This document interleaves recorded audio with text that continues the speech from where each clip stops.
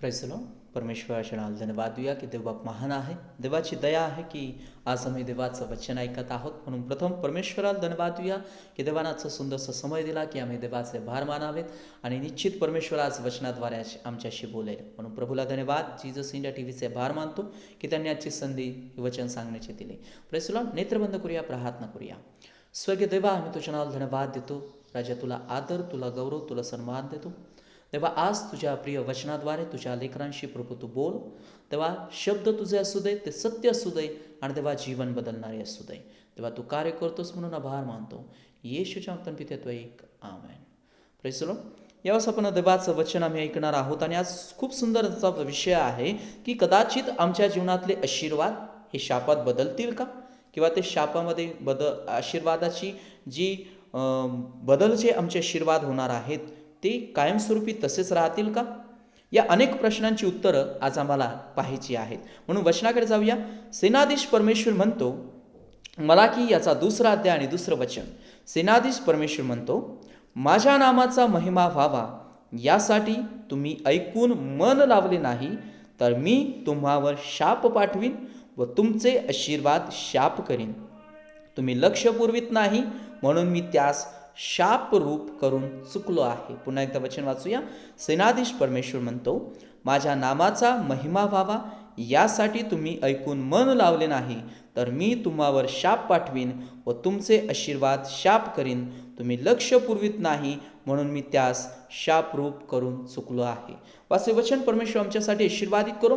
आम्ही पाहतो की या वचनाद्वारे परमेश्वर काही अद्भुत गोष्टी आमच्याशी बोलत आहे. वचन वाचल्या वचनाच्या अगोदर सुरुवातीला मी तुम्हाला सांगितलं की काय आशीर्वाद शाप होऊ शकतात किंवा आशीर्वादाचं रूपांतर शापामध्ये होऊ शकतं. पण आम्ही या ठिकाणी जर आम्ही वचन वाचलं तर हे वचन बोलणारा जो आहे तो आमचा परमेश्वर आहे. वचनाची सुरुवात अशी सांगते की सेनाधीश परमेश्वर म्हणतो, म्हणजे हे वचन जो बोलत आहे, हे जे वचन ज्याच्याकडून आलं आहे, ही वचन सेनाधीश परमेश्वराची ही वाणी आहे. हालेलुया. जे वचन तुम्ही ऐकत आहात, जे वचन बोललं जात आहे, ते वचन म्हणजे सेनाधीश परमेश्वराची वाणी. मग परमेश्वराचं म्हणणं काय की जर देव आमच्याशी बोलत आहे, मग देवाला काय अपेक्षित आहे की देवाचं हे वचन असं का आलं, परमेश्वर हे का बोलत आहे. मग परमेश्वराचं म्हणणं काय होतं. पुढं मी वाचलं तर तिथं असं लिहिलंय की माझ्या नावाचा महिमा व्हावा यासाठी तुम्ही ऐकून मन लावले नाही. आज आम्ही जीवन जगत असताना आम्ही देवाच्या नावाचा वेळोवेळी धन्यवाद करणं गरजेचं आहे. आम्ही देवाकडे अपेक्षा करतो की प्रभू मला आशीर्वादित कर, देवा मला आशीर्वाद दे, देवा मला आशीर्वाद दे. मी तुम्हाला हे सांगेल, देवानं जन्मापासून तुम्हाला आशीर्वादित केलंय. देवानं जन्मापासून तुम्हाला आशीर्वादित केलंय. रोज रोज तुम्हाला देवाचा आशीर्वाद लाभतो. रोज ना रोज देवाचा आशीर्वाद तुम्हाला मिळतो. जो दिवस तुम्ही जगत आहात, जो लाभलेला दिवस आहे, तो देखील एक देवाचा आशीर्वाद आहे. मग वचनामध्ये काय लिहिलं की माझ्या नावाचा महिमा व्हावा यासाठी तुम्ही ऐकून मन लावलं नाही. म्हणजे देवा आमच्याशी बोलत असताना त्याची अपेक्षा आहे की आम्ही त्याच्या नावाचा महिमा करावा. हालेलुया. जर तुम्ही तो अध्याय वाचाल तर तुम्ही म्हणाल की हे वचन दुसऱ्यांसाठी आहे, मग हे आमच्यासाठी कसं काय. ज्याच्या वेळेस परमेश्वराचं वचन येतं तो शास्त्रलेख परमेश्वर प्रेरित असतो आणि तो एका उद्देशानं आमच्यापर्यंत येतो. मग आज उद्देश कदाचित आमच्यासाठी असेल, आज उद्देश कदाचित तुम्ही जेही ऐकत आहात त्यांच्या जीवनासाठी असेल. मग पहिली गोष्ट देवाचं म्हणणं हे आहे की आमच्या जीवनातून देवाच्या नावाचा महिमा व्हावा. हालेलुया. म्हणजे देवाचं नाव आमच्या जीवनातून उंचावलं जावं. मी एक सुरुवातीला गोष्ट तुम्हाला हे सांगेल, देवाचं गौरव आम्ही देवाला देणं गरजेचं आहे आणि ते आमचं कर्तव्य आहे, ते आम्ही प्रामाणिकपणे करावं. जर देव कार्य करत आहे, परमेश्वर कार्य करत आहे, तर आम्ही त्याच्या नावाचा धन्यवाद करावा, आम्ही त्याचं नाव उंचवावं, आम्ही त्याचं नाव गौरवावं, ही आमची जबाबदारी आहे. मग वचनामध्ये परमेश्वर म्हणतो की तुम्ही माझ्या नावाचा महिमा केला नाही, म्हणजे आम्ही त्याच्या नावाचा महिमा करत नाही. आमच्या नावापेक्षा त्याचं नाव श्रेष्ठ आहे ही जाणीव असावी की आमच्या स्वतःच्या वैयक्तिक नावापेक्षा देवाचं नाव श्रेष्ठ आहे, परमेश्वराचं नाव उत्तम आहे आणि तेच भूतलावरती कार्य करणार आहे, ही जाणीव आम्ही वेळोवेळी ठेवणं गरजेचं आहे आणि त्याच्या नावाला आम्ही उंचावणं गरजेचं आहे. चौथी गोष्ट, त्याच्या नावाचं गौरव आम्हाला त्यालाच द्यायचं आहे. आज येशूच्या नावात अनेक लोक बरे होतात. आज येशूच्या नावात अनेक चिन्ह आणि चमत्कार घडतात. का नाही इतरांच्या नावामध्ये ते घडत? का नाही तुमच्या आणि माझ्या नावांमध्ये ते घडत? का येशूच्याच नावामध्ये ते घडतं? का परमेश्वराच्याच नावामध्ये ते घडतं? कारण त्या नावामध्ये सामर्थ्य आहे, त्या नावामध्ये ताकद आहे, त्या नावामध्ये शक्ती आहे. म्हणून देवाचं म्हणणं हे आहे की या नावाचा जय जयकार आम्ही करावा, या नावाचा धन्यवाद आम्ही करावा आणि या नावाबद्दल आम्ही महिमा प्रकट करावा. मग परमेश्वर अपेक्षित करतो की मी माझ्या जीवनातून देवाच्या नावाचा महिमा करावा. पण हे असं घडलं नाही. मग देवाचं म्हणणं होतं की जग आणि जगातले लोक मला फसवत चाललेत, जग आणि जगातले लोक मला फसवत चाललेत. यांनी हे ऐकून सुद्धा आपलं मन त्या गोष्टीकडे त्यांनी लावलं नाही. त्यांना कळालं, त्यांना समजलं, त्यांना उमगलं, पण तरीही त्यांनी काय केलं? आपलं मन त्या गोष्टीकडे लावलं नाही. मग हे ऐकून जर आम्ही मन लावलं नाही म्हणजे आम्ही काय केलं?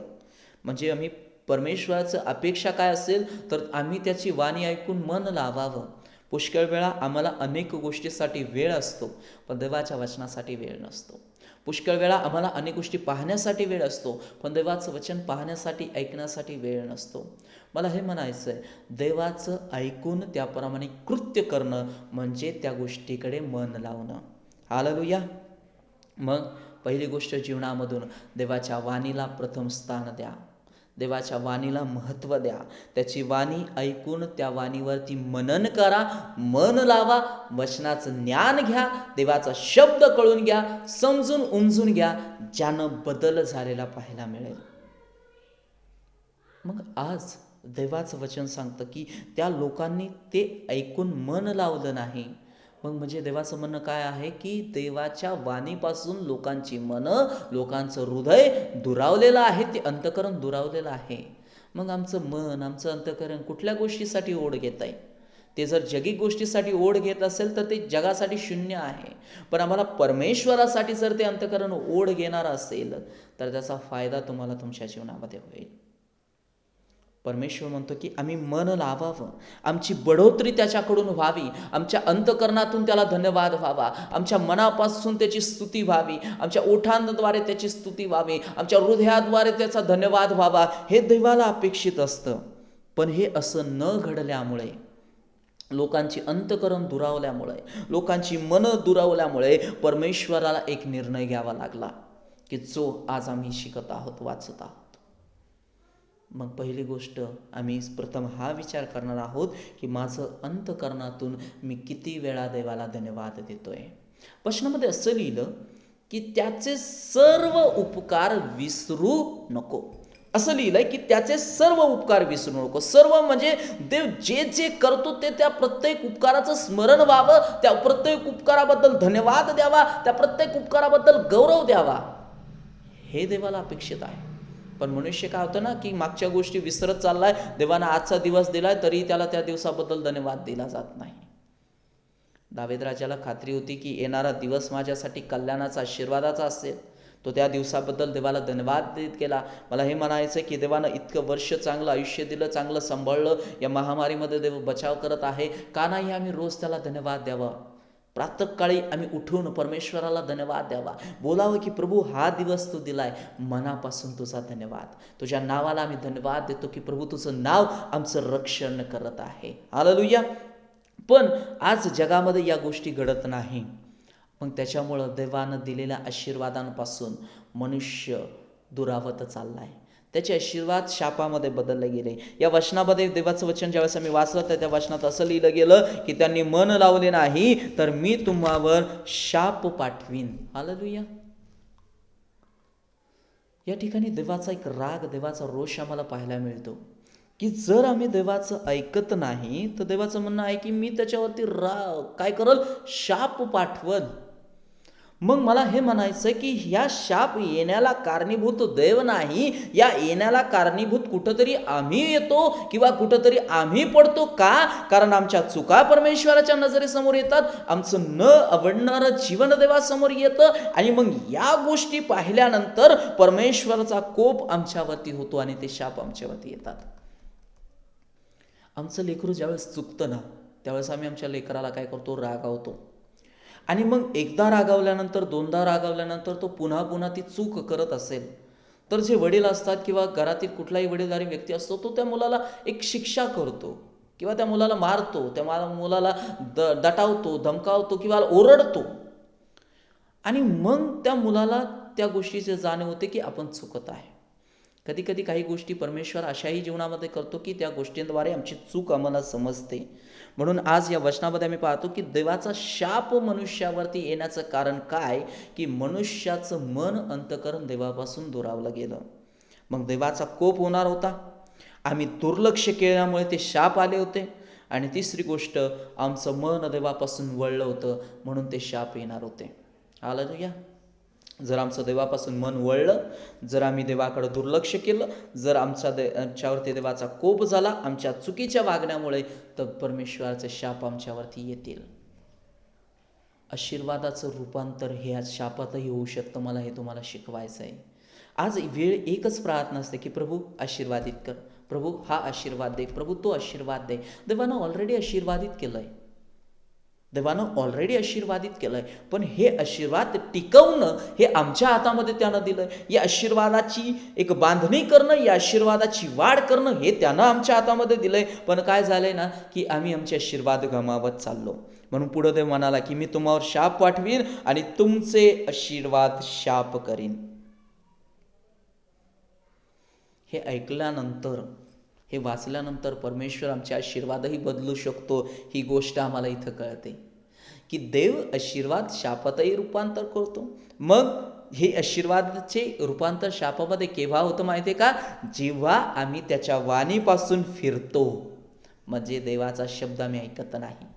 वचनामध्ये असं लिहिलं की ज्यावेळेस देवाचं वचन हे सांगतं की मनुष्य ज्यावेळेस त्याच्या वचनापासून कान फिरवतो किंवा ज्यावेळेस त्याला त्याच्या वचनाच्या चित्कारा येतो, परमेश्वर म्हणतो की मला त्याच्या प्रार्थनेचा वीट येतो. मग मला हे म्हणायचं आहे की आम्ही होऊन आमचे आशीर्वाद शापात रूपांतर होऊ देऊ नये. मग पहिली गोष्ट, आम्ही ज्यावेळेस त्याच्या वाणीपासून फिरू त्यावेळेस हे आशीर्वाद शापात रूपांतर होतील. त्याच्या नावाचा महिमा न केल्यावरही आमचे आशीर्वाद शापात रूपांतर होतात. विचार करा, एक जॉब, एक बिझनेस, एक आर्थिक बरकत देवाकडून तुम्हाला मिळते. मग त्यामधून तुमचं कर्तव्य असतं की आम्ही आमचं श्रेय देवाला द्यावं, आम्ही कामगिरी बजावी की हा प्रभू तू मला जॉब दिलास, तू मला बिझनेस दिलास, तू माझी आर्थिक बढोतरी केलीस, तू माझ्यासाठी चांगल्या चांगल्या गोष्टी दिल्यास. मग परमेश्वराची अपेक्षा असते की आम्ही त्याच्या नावाचा महिमा करावा की हा येशूच्या नावात मला हे मिळालंय, हा येशूच्या नावामुळे मला हे मिळालंय, येशूच्या नावामुळे माझं जीवन मजबूत आहे. पण हे न केल्यामुळे कदाचित काही वेळेस हे शाप येतात. मी पुढे सांगेल हे शाप कसे बदलतात. तिसरी गोष्ट, आमचं मन त्याच्या वचनाकडे न दिल्यावरही आमच्या आशीर्वादाचं रूपांतर शापामध्ये होतं. कारण वचन म्हणजे देवाची वाणी, वचन म्हणजे देवाचा शब्द. मग देव मला सांगतोय आणि माझं त्याच्याकडे दुर्लक्ष आहे, देव माझ्याशी बोलतोय आणि माझे कान त्याच्याकडे नाहीत. ही विचार करण्यासारखी अनेक गोष्टी आहेत की खुद्द माझ्याशी परमेश्वर बोलतोय आणि मी माझे कान बंद करून घेतले. मी परमेश्वर माझ्याशी बोलतोय आणि माझं लक्ष दुसरीकडे आहे. हे जर असं करत राहाल तर कसं त्या आशीर्वादाचा उपभोग आम्ही घेणार, कसं त्या आशीर्वादामध्ये आम्ही टिकून राहणार. नाही नाही नाही. देवानं आशीर्वादित जीवन अशासाठी दिलंय की त्या जीवनातून देवाचा धन्यवाद व्हावा. आणि चौथी गोष्ट, आम्ही लक्ष न पुरवल्यामुळं आमचे आशीर्वाद शापात बदललेत. आमचे आशीर्वाद शापात बदललेत. आम्ही कोणाकडे लक्ष दिलं नाही, देवाकडं. एक घटना अशी घडते, ज्यावेळेस एक इंजिनियर वरती असतो आणि त्याला खाली काम करणाऱ्या एका माणसाला आवाज द्यायचा असतो. आणि मग आवाज दिल्यानंतर, या गोष्टीचं नंतर मी तात्पर्य तुम्हाला सांगेल, आवाज देत असतो पण तो ऐकत नाही. मग हा विचार करतो की आपण याला काहीतरी खाली टाकलं म्हणजे याचं लक्ष जाईल आणि हा वरती तरी पाहिजे. मग तो खिशातून एक कॉईन घेतो आणि तो कॉईन खाली टाकतो. हा जो काम करणारा मजूर आहे तो कॉईन उचलतो आणि आपल्या खिशात ठेवतो. त्याचं लक्ष वरती जात नाही. तो पुन्हा एक कॉईन टाकतो, पुन्हा तो कॉईन खिशात घालतो, पुन्हा एक कॉईन टाकतो, पुन्हा तो कॉईन खिशात घालतो. आता हा इंजिनियर थोडा रागावतो आणि हा इंजिनियर काय करतो, वरतून दगड टाकतो आणि ज्यावेळेस तो दगड त्याच्या पाठीवरती किंवा त्याच्या शरीरावरती लागतो त्यावेळेस याचं लक्ष वर जातं, अरे बापरे, हा दगड कुणी टाकला. इतक्या वेळ जोपर्यंत त्या गोष्टी पडत होत्या त्याचं लक्ष वरती नव्हतं. पण ज्यावेळेस एक दगड त्याला शरीराला लागला त्याचं लक्ष वरती गेलं आणि त्यानं पाहिलं की अरे, आपल्याशी कोणीतरी बोलत आहे आणि आपण ऐकलं, न ऐकल्यामुळं हे दगड आपल्यावरती पडला. मला हे म्हणायचं आहे, देव सुखही देतो, देव दुःखही देतो, देव आशीर्वादही देतो. पण त्या आशीर्वादाचा उपभोग घेत असताना जो आशीर्वाद देतोय त्याच्याकडं कायम लक्ष असू द्या. जो आशीर्वादाची पेरणी करतोय त्याच्याकडं कायम लक्ष असू द्या. ज्यानं आशीर्वाद दिलेत त्याची जाणीव कायम असू द्या की हा प्रभू तुझ्याकडून मिळालेला आशीर्वाद आहे. आणि जर ही जाणीव असेल, हे याच्याकडे लक्ष असेल, तर ते आशीर्वादच राहतील. त्या आशीर्वादाचं रूपांतर शापात होणार नाही. आज अनेक आशीर्वाद जीवनात मिळाले. कधी कधी आम्ही वही घेऊन बसावं की देवानं मला काय काय आशीर्वाद दिले. बसा एक दिवस वही घेऊन आणि बसा की प्रभू मला काय काय आशीर्वाद आहे. एक आरोग्याचा आशीर्वाद आहे का, आर्थिकतेचा आशीर्वाद आहे का, चांगलं जीवन जगण्याचा आशीर्वाद आहे का, दिवसातले चांगले क्षण मला मिळतात का, माझ्या परिवारामध्ये शांतता आहे का, माझ्या परिवारामध्ये दुःख आहे का. आज जर घरामध्ये शांतता आहे, घरामध्ये आनंद आहे, आर्थिक बरकत आहे, चांगलं आरोग्य आहे, जर या सर्व गोष्टी मिळतात म्हणजे आमचं जीवन आशीर्वादित आहे. पण कालांतरानं या गोष्टी चांगल्या घडत होत्या, आता या गोष्टी बदलल्यात. म्हणजे सुरुवातीला आनंद होता, आता दुःख आलंय. सुरुवातीला चांगल्या गोष्टी घडायच्या, आता चांगल्या गोष्टी घडत नाही. सुरुवातीला एक बरकत मिळायची, आता बरकत मिळत नाही. मग हे बदललं कशामुळे? कधी आम्ही विचार करावा की ही बदलण्याची घटना कशी घडली, का घडली. जर याचा तुम्ही विचार केला तर तेव्हा कळल की आम्ही आमचे आशीर्वाद गमावलेत का. आमचे आशीर्वाद देवाकडून आम्हाला मिळालेत. आम्हाला आशीर्वादित करणारा परमेश्वर आहे, आम्हाला आशीर्वादित जीवन देणारा परमेश्वर आहे. पण मला हे म्हणायचं आहे की या आशीर्वादाचं रूपांतर आम्ही होऊन त्या शापाकडे जाऊ देऊ नये. या अध्यायामध्ये असं लिहिलं की मी तुमचे आशीर्वाद शापरूप करून चुकलो आहे. देवाचं म्हणणं काय आहे की जर आम्ही पाहिलं, मी तुम्हाला सांगत आहे की हे आशीर्वाद देवानं दिलंय, जीवन आशीर्वादित केलंय, क्षणाक्षणाला आशीर्वाद मिळतात. पण कुठंतरी हे आशीर्वाद शापामध्ये बदलण्याचं कारण देव नाही. देवाचं म्हणणं आहे की मी चुकलो आहे. म्हणजे परमेश्वर म्हणतो की ही गोष्ट मला करायची नव्हती, पण या गोष्टी करण्यासाठी ज्यानं मला कारणीभूत केलंय किंवा या गोष्टी करण्यासाठी ज्यानं मला परावृत्त केलंय ते कारण म्हणजे कुठंतरी आम्ही असतो. हालेलुया. कुठंतरी आम्ही असतो आणि आम्हाला ते कारण शोधायचंय. हालेलुया. आम्हाला ते कारण शोधायचं की प्रभू हा माझा आशीर्वाद मी जगत होतो, या आशीर्वादाचा उपभोग घेत होतो, मग हे आशीर्वाद का झाले. पहिली गोष्ट, आज जगाकडून देवाची फसवणूक सुरू आहे. जगाकडून देवाची फसवणूक सुरू आहे. ज्यावेळेस ही फसवणूक थांबेल त्यावेळेस जे आशीर्वाद फसवणुकीमुळे शापात बदलले गेलेत ते आशीर्वादामध्ये येतील आणि त्याचं कार्य केल्याशिवाय राहणार नाही. मग मनुष्य कशा कशा बाबतीत फसवतो. मनुष्य पहिली गोष्ट सगळ्यात जास्त तो त्याच्या दिनचर्येमधून देवाला फसवतो. हालेलुया. मग तुम्ही म्हणाल की आम्ही दिनचर्येमधून देवाला कसं फसवतो, आम्ही आमच्या दिनचर्येतून आम्ही देवाला कसं फसवलंय हे आम्हाला स्पष्ट करा. मग मला हे सांगा की देवानं तुम्हाला 12 तास दिले, देवानं तुम्हाला 24 तास दिले. मग या 24 तासामधून मी माझा किती वेळ देवाला दिलाय, मी माझा किती वेळ परमेश्वरासोबत दिलाय. आणि मग जर मी या दिवसामधून जे मला देवानं दिलंय त्यातून मी जर देवाला काही दिलंच नसेल, जो वेळ मी परमेश्वराला दिलाच नसेल, तर मी देवाची फसवणूक केली. जो आनंदाचा क्षण, आनंदाचा तास, आनंदाचा दिवस तुम्ही उपभोगत होता तो कोणाकडून मिळाला याची जर जाणीव तुम्हाला असेल तर नंतरचे जे दिवस बदलले गेले, नंतरचे जे तास बदलले गेले, नंतरचा जो क्षण बदलला गेला, हे तुम्हाला कळेल की हे बदलण्याचं कारण काय. मग मला हे म्हणायचं आहे, फसवणूक तुम्ही दिनचर्येमधून देवाची करताय तर ही दिनचर्येमधून फसवणूक थांबवा.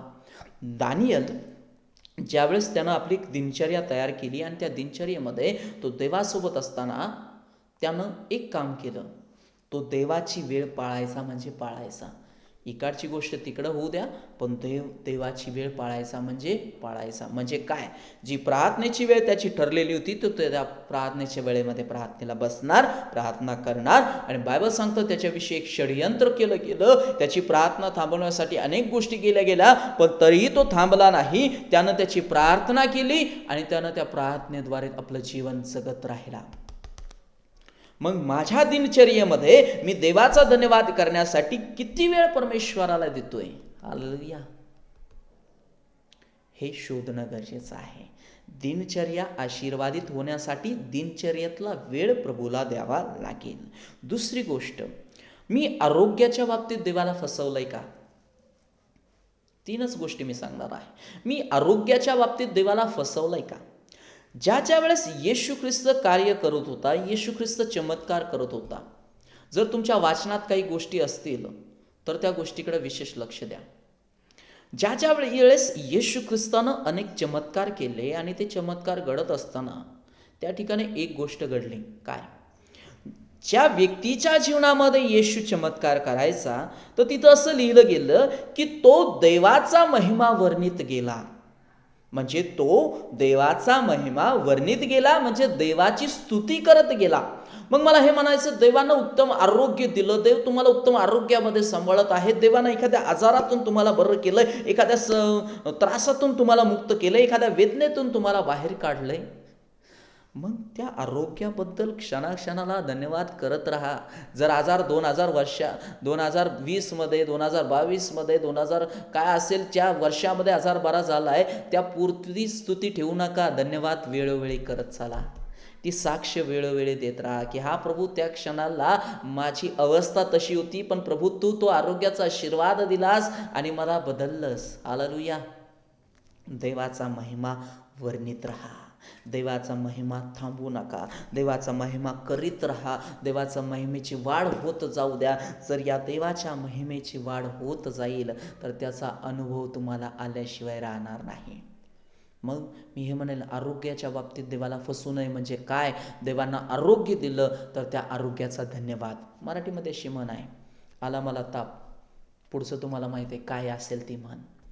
पण मला हे म्हणायचं आहे की जर देवासोबत आहात, जर देवानं आरोग्य दिलंय, तर त्या आरोग्याबद्दल क्षणाक्षणाला धन्यवाद देत राहायचं. का धन्यवाद द्यायचा आहे? कारण बायबल सांगतं, ज्यावेळेस त्याला फटके मारले गेले, त्यांनी आम्हाला आरोग्य प्राप्त झालं. येशूच्या नावात आज कुठला आजार राहत नाही, सर्व आजार निघून जातात. येशूच्या नावात कुठलं बंधन राहत नाही, सर्व बंधन तुटलं जातं. मग का नाही मी त्या येशूचा धन्यवाद करावा की ज्यानं मला आरोग्य दिलं आहे? तिसरी गोष्ट, आमच्याकडून जास्तीत जास्त जी फसवणूक होते किंवा आम्ही जो धन्यवाद देत नाही, तो म्हणजे आर्थिक बाबतीमध्ये. देव तुम्हाला आर्थिक बरकत देतो, देव तुम्हाला चांगली कामं देतो, देव तुम्हाला चांगला बिझनेस देतो, देव तुम्हाला चांगला व्यवसाय देतो. मग यामधून जर तुमची प्रगती होत चाललेली आहे तर देवाला धन्यवाद देत राहा की प्रभू, हा तू हे मला दिलंस, त्याच्यामुळे याची वाढ होत चाललेली आहे. कारण परमेश्वराला अपेक्षा असते की जे मी दिलंय त्याच्यामध्ये वाढ व्हावी. बरोबर आहे? आणि मग या आशीर्वादाची वाढ करण्यासाठी देव एक माध्यम आमच्या समोर देतो आणि त्या माध्यमाचा वापर करून आम्ही वाढ करत जातो. पण त्या माध्यमाचा दुरुपयोग जर आम्ही केला तर ती वाढ होत नाही, ती वाढ खुंटवली जाते. ती वाढ खुंटवू देऊ नका. ती वाढ करत राहा. मग ती आर्थिक बरकत होईल. ती आर्थिक मध्ये देवाची फसवणूक करू नका. जे देवाचं देणं आहे ते देवाला द्या. एक छोटंसं उदाहरण सांगेन, मला खूप आवडतं ते उदाहरण. एक दिवस एक शेतकरी आपल्या शेताकडं पाहून हैराण होतो आणि तो देवाला विनंती करतो की देवा, माझ्या शेतामध्ये चांगलं पीक येऊ दे. जर माझ्या शेतामध्ये चांगलं पीक आलं तर मी या शेतामध्ये जे काही प्रथम पीक येईल त्या पिकाच्या खालचा वाटा मी तुला देईन आणि वरचा वाटा मी घेईन. ज्यावेळेस हे वाक्य तो बोलतो त्यावेळेस देव त्याला आशीर्वादित करतो आणि आशीर्वादित केल्यानंतर हा शेतामध्ये एक त्यानं पीक पेरलेलं असतं आणि हा प्रथम जे पीक पेरतो ना ते असतं हरभऱ्याचं पीक. आणि मग देवाला ठरलंय, मग देवाला द्यायचं आहे, मग देवाला खालचा वाटा द्यायचा आहे. हा मुळं जे आहे ती देवाला देतो, हरभरा आपल्या घरी घेऊन जातो. नंतर थोड्या दिवसानं पुन्हा तशीच परिस्थिती येते आणि हा प्रार्थना करतो आणि देवाला म्हणतो की देवा, चुकलं, आता असं करेल, मी वरचा वाटा तुला देईल आणि खालचा वाटा मी तुला घेईल. आणि मग हा शेतामध्ये दुसऱ्यांदा भुईमुग पेरतो. आणि मग भुईमुगाच्या शेंगा ज्या असतात त्या सर्व आपल्या घरी जातात आणि वरचा पालापाचोळा असतो तो देवाला देतो. आता काय करावं? पुन्हा तशीच परिस्थिती येते. मी सांगतोय की मनुष्य कशी फसवणूक करतोय. पुन्हा तशीच परिस्थिती येते आणि तशीच परिस्थिती आल्यानंतर तो आता विनंती करतो, आता देवा ठीक आहे, मी आता वरचाही वाटा तुला देईल, खालचाही वाटा तुला देईल, जे काही उरल ते मी घेईल. पण याची फसवणूक करण्याची पद्धत खूप भयंकर असते. मग आता हा पेरतानाच काय पेरतो माहिती आहे का? मका पेरतो. आणि ज्यावेळेस हा मका तो पेरतो, त्या मक्याचं कणीस जे असतं ते मध्यभागी येतं. आणि मग हा वरचा पाला देवाला, खालचा पाला देवाला आणि मक्याचं पीक घरी घेऊन जातो. मला हे म्हणायचं आहे, देवाची अशी फसवणूक तुम्ही करत जाल तर हे आशीर्वाद लाभत जातात, पण हे आशीर्वाद नंतर शापातही जातात. अशी फसवणूक देवाची कधीही करू नका. जे देवानं दिलंय त्यामधून देव फक्त एक धन्यवादाची अपेक्षा करतो, की आम्ही देवाच्या नावाचा धन्यवाद करावा. आणि म्हणून आज त्यांना देवाचं ऐकलं नाही, म्हणून देवानं त्यांचे आशीर्वाद हे शापरूप केलेलं आहे. देवाचं न ऐकणं, न करणं आम्हाला स्वतः शापामध्ये पाडतं. म्हणून मला हे म्हणायचं आहे, देव आशीर्वादित करतो. देवानं आशीर्वाद दिलंय, त्या आशीर्वादाची वाढ करत राहा. त्या आशीर्वादाचं रूपांतर शापामध्ये होऊ देऊ नका. कदाचित हे वचन देवानं त्या इतर लोकांसाठी बोललंय, पण हे वचन आज ते तुमच्यासाठी बोलत आहे, की ज्याच्यामधून बदल व्हावा, ज्याच्यामधून कार्य व्हावं, ज्याच्यामधून अद्भुत गोष्टी घडाव्यात. या गोष्टी आज परमेश्वर तुमच्याशी बोलत आहे. मग आज तुम्ही तुमच्या जीवनाचा विचार करा, की मी तुम्हाला सांगितले की वही घ्या, लिहा, की देवा तू काय आशीर्वाद दिलेत, देवा काय त्या आशीर्वादाचं रूपांतर आहे का तसंच, की ते आशीर्वाद बदललेत. परमेश्वर हे सांगतो की आम्ही पारख करणारे लोक व्हावे. जर विश्वासाची पारख करताय तर मी आज सांगेल आशीर्वादाची पारख करा. देवानं आशीर्वादित जीवन दिलंय, ते जीवन टिकवून ठेवा. देवाचा महिमा करत राहा, देवाच्या नावाचा धन्यवाद करत राहा, देवाला गौरव देत राहा, देवाची स्तुती करत राहा, देवाची प्रशंसा करत राहा, देवाला आपलं जीवन समर्पित करत राहा. जर असं जीवन तुम्ही जगत राहाल तर देव तुमच्या जीवनामध्ये कार्य करत राहील. कारण त्याच्यासारखं अद्भुत प्रेम कोणीही आमच्यावर करत नाही. आणि म्हणून देवाचं वचन सांगतं की या वचन ज्यावेळेस आम्ही सुरुवातीला वाचलं की हे जे वाक्य आहे ते देवानं आमच्याशी बोललेलं आहे, पण कदाचित आमचे आशीर्वाद हे शापामध्ये जात असतील, आम्ही त्याला थांबवावं, त्या आशीर्वादाचा उपभोग आम्हाला घेता यावा यासाठी आम्ही प्रार्थना करावी. तुम्हाला सांगू, एक सगळ्यात महत्त्वाचा आशीर्वाद आज जगानं गमावला आहे, तो म्हणजे झोपेचा आशीर्वाद. आज अनेक लोकांची समस्या हीच आहे की पास्टर आम्हाला झोप येत नाही. प्रार्थना करा. वचनामध्ये असं लिहिलं आहे की देव तुझी झोप सुखाची करेल. हे तेव्हा घडेल ज्या वेळेस तुम्ही प्रार्थना करून परमेश्वरासोबत आपलं नातं जोडाल. म्हणून आज मी तुम्हाला सांगतो की येशू ख्रिस्त तुमच्यावरती प्रेम करणार आहे. येशू तुम्हाला सोडणार नाही, येशू तुम्हाला टाकणार नाही. म्हणून आम्ही पाहतो की जगासारखं येशू आमच्यावरती प्रेम करत नाही, तो प्रेम करत राहतो. त्याच्या नावाचा धन्यवाद करा, त्याच्या नावाची स्तुती करा, त्याच्या नावाला उंचवा, त्याच्या नावाला गौरव द्या, त्याच्या नावाचा महिमा प्रगट करा, जेणेकरून त्याचं प्रतिफळ तुम्हाला पाहायला मिळेल आणि ते तुम्ही पाहत राहाल. म्हणून या छोट्याशा वचनाद्वारे देव तुम्हाला आशीर्वादित करो. म्हणून तुम्ही तुमचे आशीर्वाद टिकवून ठेवा, त्या आशीर्वादाची वाढ करा, त्या आशीर्वादाला शापामध्ये जाऊ देऊ नका. प्रार्थना करूया, नेत्र बंद करूया. स्वर्गीय देवा, आम्ही तुझ्या नावाला धन्यवाद देतो. राजा तुला आदर, तुला गौरव, तुला सन्मान देतो. प्रभू देवा तू महान आहेस, सर्व सामर्थ्यशाली परमेश्वर आहे, शक्तिशाली परमेश्वर आहे. देवा आज ज्या वचनाद्वारे तुझ्या लेकरांशी तू बोललास की देवा त्यांनी त्यांचे आशीर्वाद गमावू नये, त्या आशीर्वादाची वाढ करावी, त्या आशीर्वादाचं रूपांतर त्या शापात जाऊ नये आणि त्या शापात जगू नये यासाठी देवा त्यांचं जीवन बदललं जाऊ दे. ते तुझं ऐकणारे लोक होतील, ते आपलं मन तुझ्याकडे लावतील आणि देवा तू त्यांच्या जीवनात कार्य करशील. या छोट्याशा वचनाद्वारे त्यांना ब्लेस कर, आशीर्वादित कर, त्याचं जीवन बदल आणि देवा तू उंचाला जाण करोल. येशूच्या नावातून पिते तो एक आमेन आमेन. प्रेस